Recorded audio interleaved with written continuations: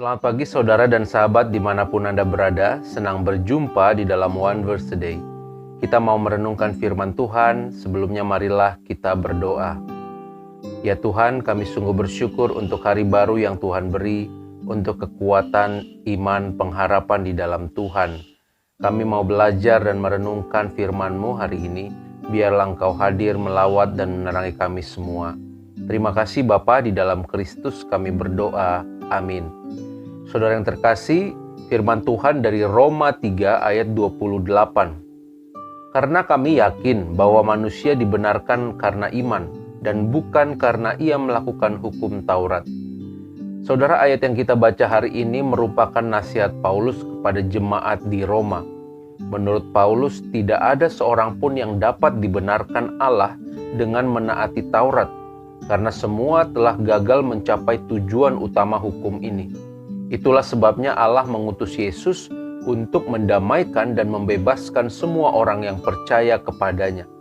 Dalam ayat-ayat ini, Paulus menegaskan bahwa percaya kepada Yesus adalah satu-satunya jalan agar manusia dibenarkan oleh Allah. Sahabat, dalam surat-surat Paulus, kita sering menemukan istilah yang dibentuk dari akar kata benar, antara lain dibenarkan dan pembenaran. Dalam bacaan kita hari ini misalnya, bahwa manusia dibenarkan karena iman, bukan karena melakukan hukum Taurat. Dalam Roma 4 ayat 20-22 dikatakan bahwa Abraham percaya kepada janji Allah, sehingga kepercayaannya diperhitungkan sebagai kebenaran. Saudara, kata-kata tersebut memang sulit diterjemahkan dengan tepat. Kata kebenaran dalam bahasa Indonesia dimengerti sebagai keadaan yang cocok dengan hal yang sesungguhnya, atau sesuatu yang benar-benar ada, memang ada, bukan rekayasa, atau dapat diartikan juga dengan kejujuran, berkata yang sejujurnya, dan sebagainya.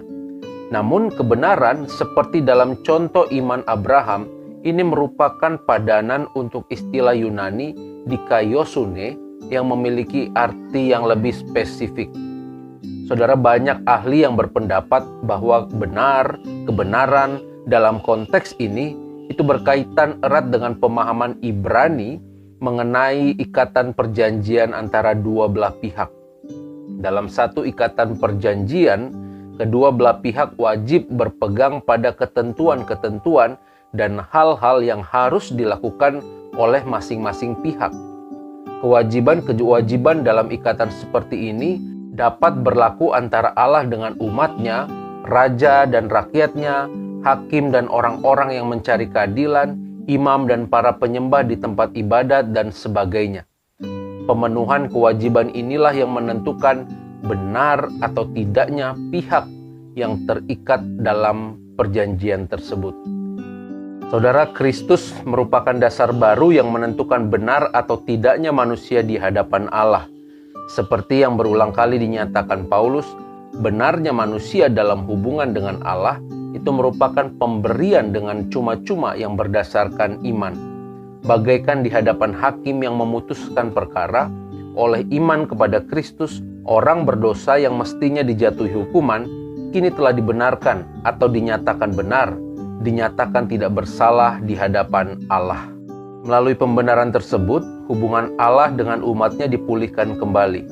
Karena dasarnya bukan lagi hukum Taurat, melainkan karya Kristus. Umat Allah dalam perjanjian yang diperbarui tidak lagi terbatas pada Israel, lahiria yang wajib memberlakukan hukum Taurat. Di dalam Kristus terbuka jalan masuk kepada kasih karunia Allah bagi semua orang yang percaya kepadanya, sehingga kini hidup dalam sejahtera Allah, dalam hubungan yang benar dengan Dia. Saudara, kita diingatkan hari ini bahwa kita semua adalah orang-orang yang hidup karena kasih karunia Allah.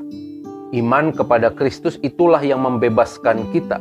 Status kita yang sebelumnya berdosa, yang bercacat, yang tidak mungkin benar di hadapan Tuhan, meskipun telah mengumpulkan banyak perbuatan baik, tetapi itu tidak akan pernah mencapai kesempurnaan. Kini di dalam iman kepada Kristus kita sudah dibenarkan, sehingga status kita berubah menjadi anak-anak Allah. Di dalam Kristus kita menjadi layak di hadapan Allah.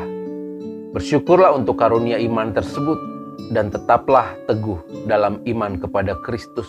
Jangan sampai goyah, apalagi meninggalkannya. Meskipun kita diperhadapkan dengan berbagai tantangan dan ujian, bahkan segala kegelimangan yang ditawarkan oleh dunia ini.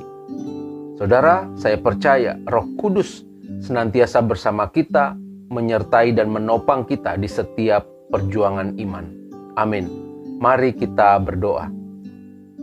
Ya Allah, kami sungguh bersyukur untuk kebaikan Tuhan. Bersyukur untuk firman Tuhan yang boleh kami dengar dan kami renungkan. Kami diingatkan hari ini bahwa kami ada hanya oleh karena anugerah Tuhan saja. Dahulu kami pendosa, tetapi sekarang adalah orang-orang yang dilayakan di dalam iman kepada Kristus. Biarlah terus Tuhan, Roh Kudus yang menolong kami untuk menjaga iman kami, percaya kami kepada Kristus. Kami rindu kami bisa bertahan terus sampai akhir nanti kami mendapatkan mahkota keselamatan yang Engkau sudah anugerahkan itu. Terima kasih Bapa, di dalam Kristus kami berdoa. Amin. Tuhan memberkati kita semua, saudara.